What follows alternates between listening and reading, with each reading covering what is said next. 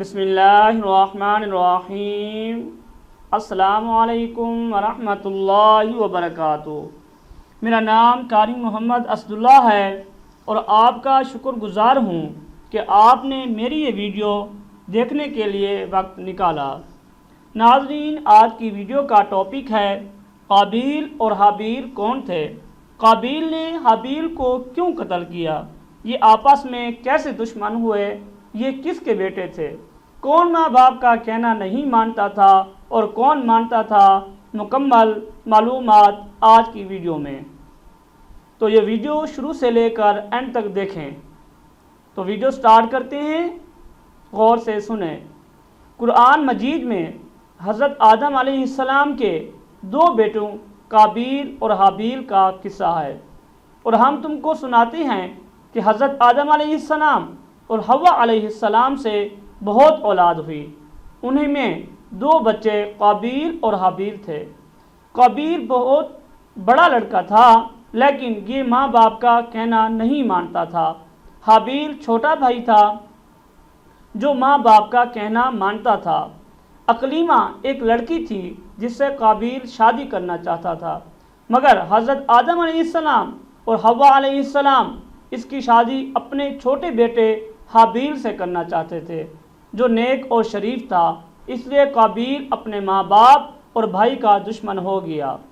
اللہ میاں نے حکم دیا کہ تم دونوں قربانی کر کے پہاڑ پر رکھ آؤ، جس کی قربانی قبول ہوگی اس سے اقلیمہ کی شادی کی جائے گی۔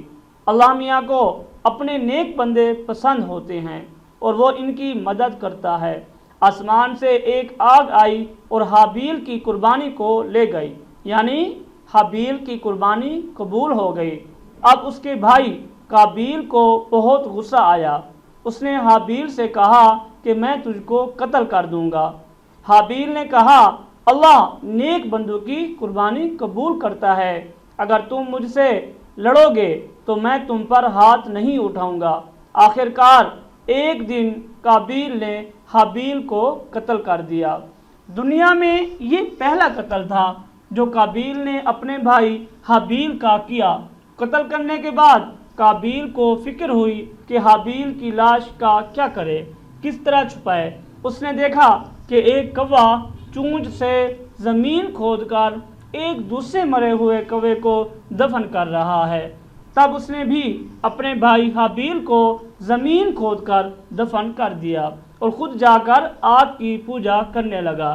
حضرت آدم علیہ السلام اور حوا علیہ السلام کو بہت رنج ہوا۔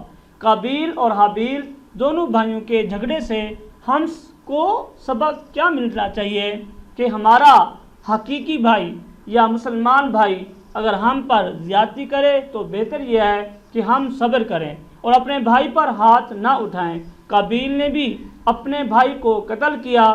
قیامت تک لوگ اس پر لعنت کرتے رہیں گے اور آخرت میں اللہ کے عذاب کا مستحق ہوا، اور حابیل کو قیامت تک لوگ اچھا کہتے رہیں گے اور جنت کا وارث ہوا۔